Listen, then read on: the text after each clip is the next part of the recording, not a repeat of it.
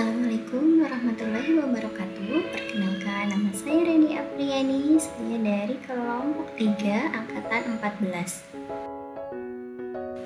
Saya akan menerangkan tentang mind map yang sudah saya buat tentang wawasan kebangsaan dan nilai-nilai bela negara.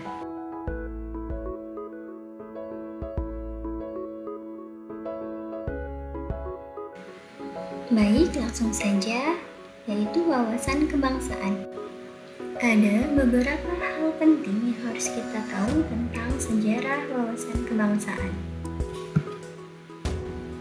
Sejarahnya dimulai dari tanggal 20 Mei 1908, puluhan anak muda berkumpul di Aula Stovia. Dalam pertemuan itu, mereka sepakat mendirikan organisasi Budi Utomo. Selanjutnya, Perhimpunan Indonesia atau PI merupakan organisasi pergerakan nasional pertama yang menggunakan istilah Indonesia. Bahkan, Perhimpunan Indonesia menjadi pelopor kemerdekaan bangsa Indonesia di kancah internasional. Pada tanggal 30 April 1926 di Jakarta diselenggarakan Kerapatan Besar Pemuda yang kemudian terkenal dengan nama Kongres Pemuda I. Kongres Pemuda ini dihadiri oleh para wakil organisasi pemuda seperti Jong Ambon, Jong Java, Sekarukun, dan lain sebagainya. Kemudian Kongres Pemuda kedua dilaksanakan pada tanggal 27 sampai 20 Oktober 1928. Pada tanggal 1 Maret 1945 dalam situasi kritis, Letnan Jenderal Komakichi Harada, pimpinan pemerintah penduduk Jepang di Jawa, mengumumkan pembentukan Badan Penyelidikan Usaha-Usaha Persiapan Kemerdekaan Indonesia atau BPUPKI, yang kemudian membentuk PPKI yang terbentuk pada tanggal 7 Agustus 1945. Pengertian wawasan kebangsaan dapat diartikan sebagai konsepsi cara pandang yang dilandasi akan kesadaran diri sebagai warga dari suatu negara akan diri dan lingkungannya di dalam kehidupan berbangsa dan bernegara. Sedangkan menurut Profesor Muladi Gubernur Lemhanas RI menyampaikan bahwa wawasan kebangsaan adalah cara pandang bangsa Indonesia mengenai diri dan lingkungannya, mengutamakan kesatuan dan persatuan wilayah dalam menyelenggarakan kehidupan bermasyarakat, berbangsa, dan bernegara. Selanjutnya, ada 4 konsensus dasar berbangsa dan bernegara. Yang pertama yaitu Pancasila.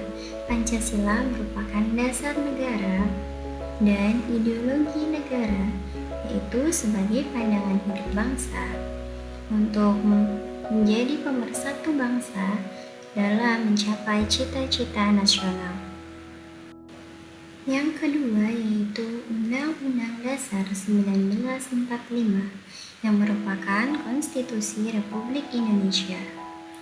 Undang-undang ini mempunyai fungsi yang khas, yaitu membatasi kekuasaan pemerintah, sehingga penyelenggaraan kekuasaan tidak bersifat sewenang-wenang. Dengan demikian diharapkan hak-hak warga negara terlindungi. Bhinneka Tunggal Ika adalah moto atau semboyan bangsa Indonesia yang tertulis pada lambang negara Indonesia, Garuda Pancasila. Semboyan Bhinneka Tunggal Ika menunjukkan bukti keanekaragaman Indonesia yang patut dijunjung tinggi serta saling menghargai perbedaan. Selanjutnya, NKRI atau Negara Kesatuan Republik Indonesia. Keberadaan NKRI tidak dapat dipisahkan dari peristiwa proklamasi kemerdekaan pada tanggal 17 Agustus 1945. Karena melalui peristiwa tersebut, proklamasi bangsa Indonesia berhasil mendirikan negara sekaligus menyatakan kepada dunia luar atau bangsa lain, bahwa sejak saat itu telah ada negara baru, yaitu Negara Kesatuan Republik Indonesia. Lambang-lambang negara Indonesia. Yang pertama yaitu bendera. Bendera Negara Kesatuan Republik Indonesia yang kemudian disebut bendera negara adalah bendera Sang Merah Putih. Bendera negara Sang Merah Putih berbentuk 4 persegi panjang dengan ukuran lebar 2/3 dari panjang serta bagian atas berwarna merah dan bagian bawah berwarna putih. Yang kedua bagiannya berukuran sama. Bahasa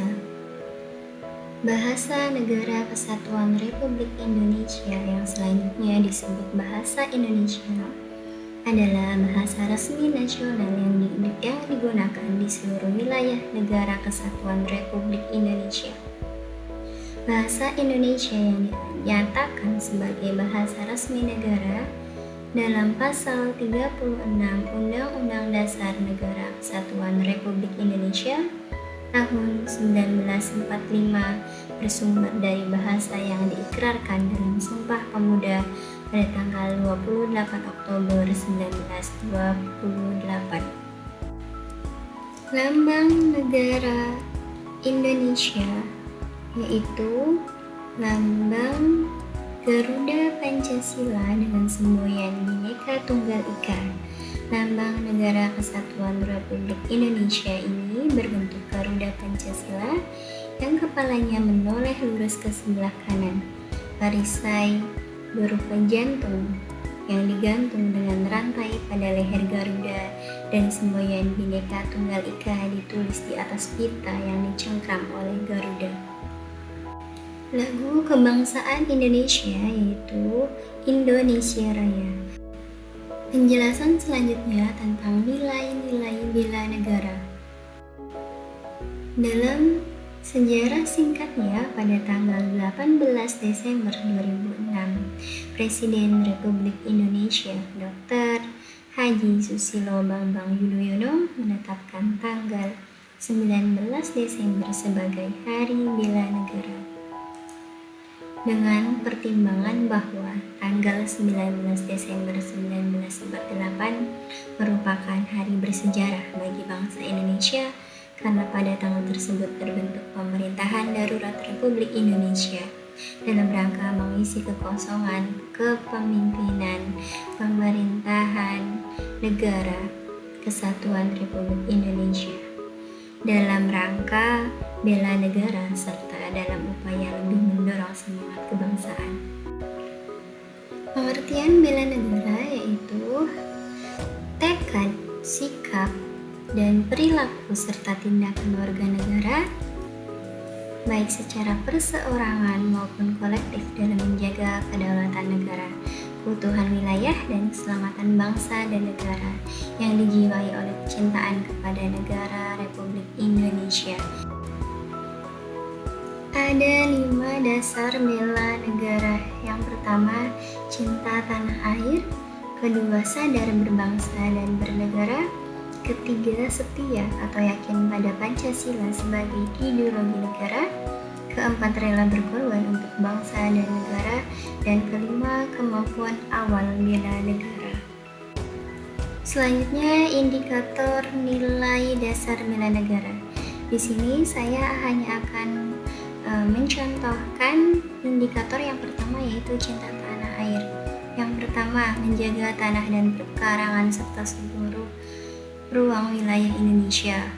Kedua, jiwa dan raganya bangga sebagai bangsa Indonesia. Ketiga, jiwa patriotisme terhadap bangsa dan negaranya. Keempat, menjaga nama baik bangsa dan negara. Kelima, memberikan kontribusi pada kemajuan bangsa dan negara. Dan yang terakhir, bangga menggunakan hasil produk bangsa Indonesia. Yang terakhir yaitu aktualisasi kesadaran bela negara bagi aparatur sipil negara. Bela negara ini dilaksanakan atas kesadaran warga negara untuk membela negara yang diselenggarakan melalui pendidikan kewarganegaraan, pelatihan dasar kemiliteran secara wajib, pengabdian sebagai prajurit Tentara Nasional Indonesia secara sukarela atau secara wajib, dan pengabdian sesuai dengan profesi yang dimana bertujuan untuk memelihara jiwa nasionalisme warga negara dalam upaya pemenuhan hak dan kewajiban terhadap bela negara. Baik, terima kasih sudah menyaksikan podcast Mind Map dari saya akhiri. Terima kasih. Wassalamualaikum warahmatullahi wabarakatuh.